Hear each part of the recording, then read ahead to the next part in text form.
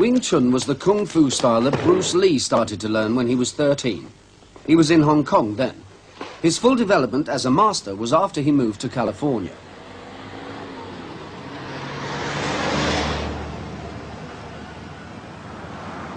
It was in Los Angeles that he began his film career, and at the same time worked out his theories about the fighting arts. He taught many people, but he shared his deepest thoughts with very few. One man who worked closely with him still teaches Bruce Lee's approach to fighting in his Los Angeles gymnasium. Bruce Lee called his system Jeet Kune Do, the way of the intercepting fist. Although he was a film star, he was a creative master, one of the men who have kept the fighting arts developing throughout the centuries. Those men who worked closely with him consider that he was a genius. He made Dan Inosanto think again about all that he had been taught about the fighting arts. Dan Inosanto doesn't teach Bruce Lee's revolutionary theories to everybody.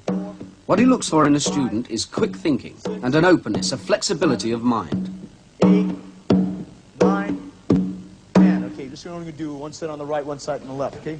Right hand push-up, ready, begin. On the football field.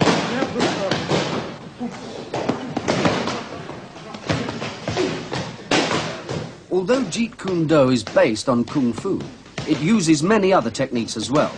It even incorporates Western boxing into the Eastern fighting arts.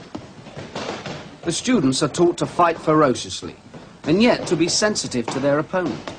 They must feel out his technique and respond to the energy of his attacks, taking it over and using it against him. Bruce Lee taught that the response to attack can be to use a technique from any fighting system in the world. It's a combination of East and West, and there's neither Japanese or Chinese or Okinawan or Korean or Filipino or Indonesian, or which he also borrowed from French Savate quite heavily also. See? So it's just a combination that somebody had something to offer, and he wanted to blend it into what worked for him. So Jeet Kune Do, Bruce's art, is basically what works for that individual. And it still goes back to what we were talking about: research your own experience, absorb what is useful, and reject what is useless, and add specifically what is your own creation. Bruce never taught us forms, and we're probably the only non-classical Kung Fu style that has never been taught forms. And according to Bruce, if you taught forms, it wouldn't be the mechanics. Okay, if you notice a lot of Chinese sets, they'll go like this, right? And they'll go like this, or they'll go like this, and they'll go like this, and then they'll do it with the left hand, see? Bruce was against forms because you don't know what it's for. Why not just practice it like this? And break, then hit the groin and hit the face and hit, rather than practice it like this and not know what the meaning is for. For instance, if I go like this, why not practice? Rather do it in a set, why not practice what it's for? Rather than do it in a set like this, do it in a set like this, and the student doesn't know what he's doing, okay? The basics over here is that you have a front barrier and you have a rear barrier. So once the kicking range has been closed, and it usually is closed very quickly, we trap the first barrier. This is referred to as Pak Sao. Pak Sao, okay. Now, depending on his energy, he will come out with maybe as many as 12 different types of techniques, depending on how much force he is given. This is called Lap Sao Gua Choi, okay? Gua Choi, okay, from the position, okay? This is what we refer to as trapping hands, okay? Now, if the energy is different, this is what we refer to as a double Pak Sao, okay?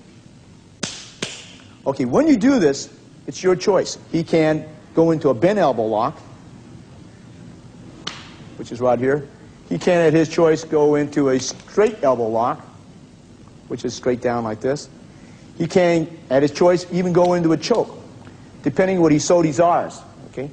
Or he can, at his choice, if he prefers to, after he does the Pak Sao, Lap Sao, Gua Choi, turn it into Western boxing, jab, cross, back fist, uppercut, and so on, depending on his choice, okay? He can, at his choice, even go into another art. Let's say he went to Pak Sao, double Pak Sao. Okay, he can, at his choice, maybe go into a partial elbow lock, okay, hook his right hand over his head, go in the collie type of combinations, if you so desire, okay, with a knee to the head, okay. Now, let's say that I had a low reference point here. This is what they call a Ping Choi to Gua Choi, okay, from that position, okay. And he can, depending on his energy, right, go into Lap Sao Gua Choi from that position, okay. But this is the basis of it, see.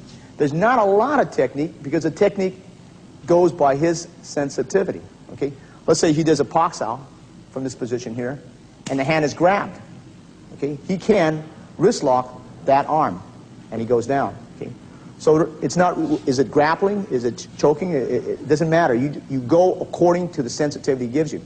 If you limit yourself to a particular style, then you have to solve it. For instance, if I did a Paksao, Wing Chun will go like this. You'll just sometimes go straight. Okay? There is no, maybe I can flow into Kali from position here, because this is the foundation that Bruce taught us. That it doesn't matter what art and where you take it from, you just flow accordingly to the structure of your body. So it doesn't have to be. And I think that's where the great fall in the world is. They think it's a Chinese. It is a Kung Fu style because its roots are found in, 50% is found in the Wing Chun system. But he went out of it. Okay? There is not like the movies where you see the give me a hook kick and a cyclone kick. It is nothing something like this. Let's say we go like this, and this stuff that you would see, very seldom Bruce would use. In all the confrontations that I've seen Bruce, an actual confrontation, I've never seen him do any of this at all unless he's just playing around with the man. Okay? So all this high kicking and flashy kicking is usually out. For an example, right? This here, if he grabs my hand, Bruce would just go, stop. That's good enough. See? But you see, as Bruce said, what is spectacular for a movie is not usually practical for the street. And what is practical for the street is very dull for a demonstration. Who wants to see a guy go Paksao? He grabs and you stop and he headbutt. See? Or you hit up. It's not spectacular enough, see? But now the spectacular stuff of this stuff here, it attracts the audience, right? But it's not where the art is at. Okay?